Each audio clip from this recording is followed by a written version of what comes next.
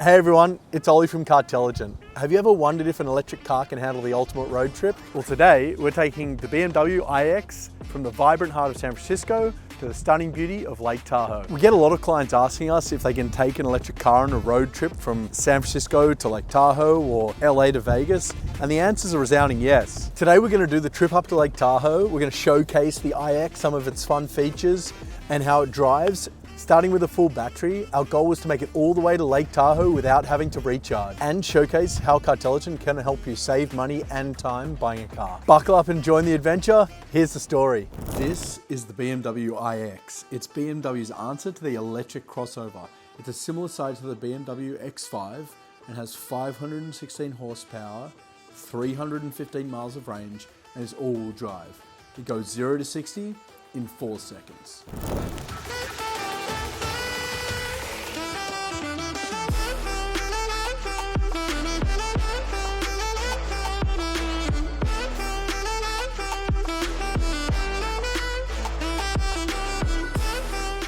350 miles of range, 191 miles to go. We'll see how that tracks. So trying out the hands-free cruise control. It's adaptive to the car in front of you, and it, even on a turn, stays right within the lane. We're going 75, that's what I've got it set to, nicely following the car in front, nice and safely. We just hit 100 miles and we still have 246 miles of range. We're about to start going up the hill, and that's going to really test our range. So it says we've got 242 to go and 87 miles to actually get there, but I have a feeling it's going to go down drastically once we start climbing the big hill up to Tahoe. Just past 150 miles and the range is dropping. We've been going uphill for the last 50 miles or so, and it's really taking a toll on the range. It says we've got 105 to go left in the charge, and we've got 40 miles still to go to get to Tahoe. We were sitting at 25% after the drive up here. While driving around a bit yesterday, which took off no battery life, I decided to come and chuck it on the supercharger. I decided to put it on the fast charger while I'm doing some shopping, get it up to 80% or so. It charges super fast between 20 and 80%.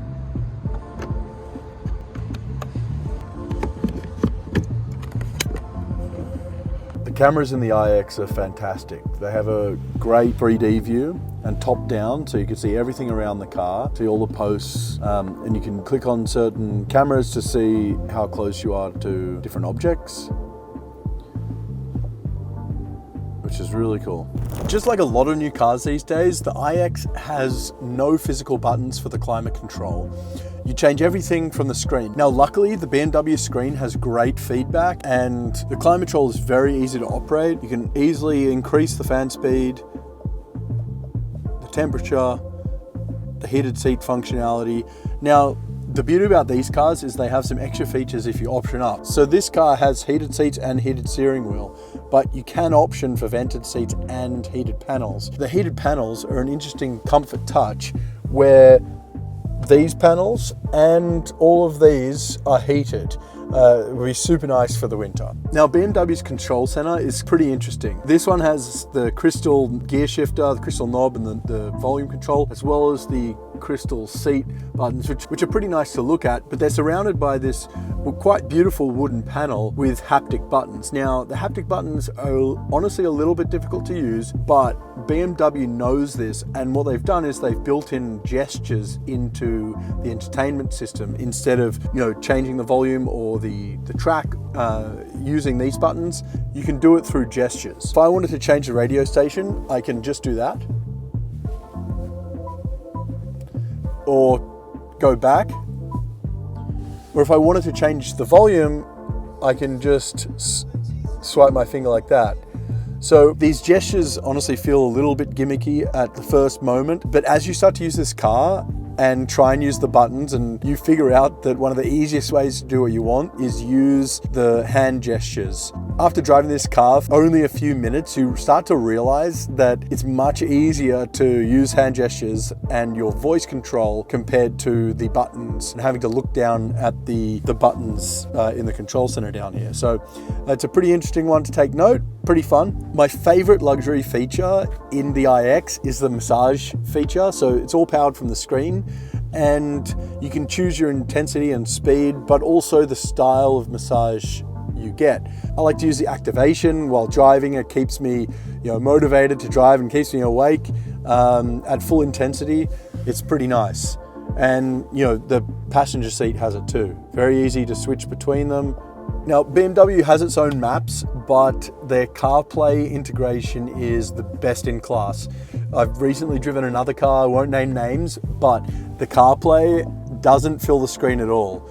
So you can see how it really nicely fills the entire screen. All right, we're almost bang on 80% now. It's taken a little while longer. The charging's been slow. We're in pretty hot weather and all the charges are taken, so it's a bit slower than normal. So we're just about to hit 80% of charge. It's taken a little bit longer than expected because of the heat.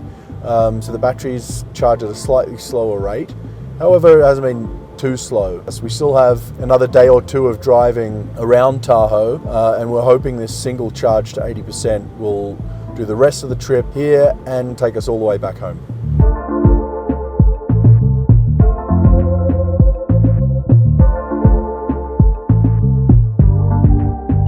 I want to show you some of the more interesting features that the iX has to offer. One of the more interesting features, BMW says that this grille is self-healing. That means you get a rock chip or a scratch when you drive up, it'll self-heal over time. Get a power trunk, an easy way to lower seats if you have extra cargo, and extra storage under here. That's where your charger is. The rear seats in this car are super comfortable and you get a lot of leg room. I'm 6 foot and this is my driving position. You also get this really nice wraparound leather, heating and cooled seats, very nice. The driving position in this car is very comfortable. You're sitting quite high. The seat doesn't actually go down that low, so you get a really nice view. So who should buy this car? If you're after a luxurious SUV and you like the tech and potentially driving something electric, 100% recommended. There's not really a comparable offering at the same price point anywhere else in the market. If you're after a car that's comfortable, you can take kids to school and commute in, do some short to medium road trips without having to charge it, like up to Tahoe or even to LA, this is a great option. You've got high tech, it's fast, very comfortable, and great drivability. The iX is an $85,000 plus luxury SUV. It's quick, it's comfortable, it's got a lot of tech, it's got 315 miles of electric range. So what do I think? For my initial impressions, I really like this car. It's quick, it's super comfortable. It got me up here to Tahoe without a worry. Do I recommend it? Yeah, I think it's a great car. If it's in your price point, I would take a serious look at it. The iX has a few good competitors in the market today. It's a similar size to the Tesla Model X, which is a bit faster and has slightly longer range, though the interior quality is definitely a little lower, and the lease cost is higher at $1149 a month. The Cadillac Lyriq is a great second option. It's slower, has similar range and is more comfort focused, but is much less at a $479 a month lease. It's a great option at the moment. The Audi Q8 e-tron is a better looking version of the iX. Not quite as fast and not quite as much range, but is a good all-round vehicle and a slightly lower lease price at $669 a month.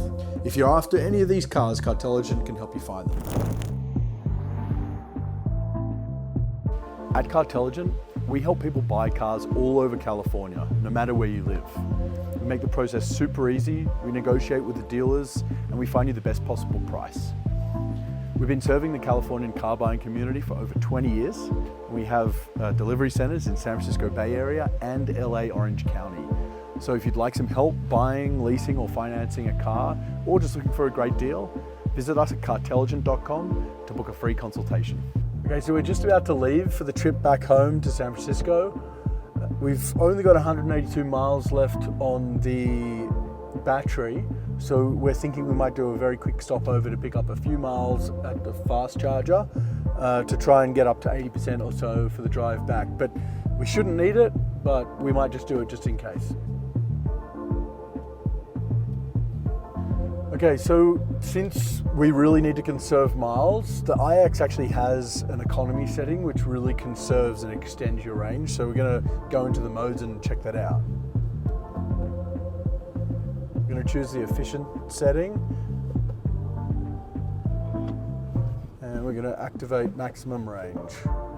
The max range reduces our climate control and all other kind of accessory things, and increases the regenerative braking. So we'll see how we go. It says now we have 257 miles of range.